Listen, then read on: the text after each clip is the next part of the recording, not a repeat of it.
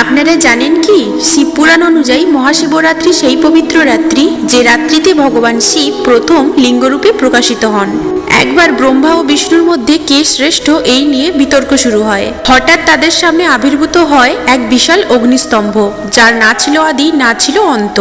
ব্রহ্মা রয়ে গেলেন ওপরে, বিষ্ণু গেলেন নিচে, কিন্তু কেউই সেই স্তরের শেষ খুঁজে পেলেন না। তখন সেই অগ্নিস্তম্ভ থেকেই প্রকাশ পেলেন মহাদেব শিব।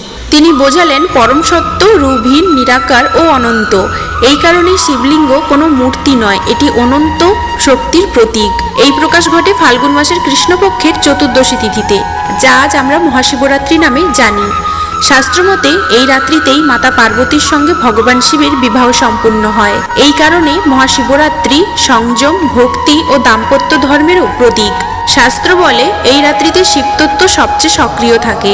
জাগরণ মানে শুধু ঘুম না করা নয়, জাগরণ মানে অজ্ঞতা থেকে চেতনার দিকে ওঠা। উপবাস মানে দেহশুদ্ধি, আর ভজন মানে মন শুদ্ধি।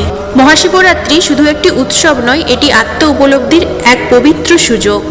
ন আকারে শান্তি, ম আকারে আনন্দ, শিতত্ত্বে শিব, এই হলো শিবরাত্রির প্রকৃত অর্থ।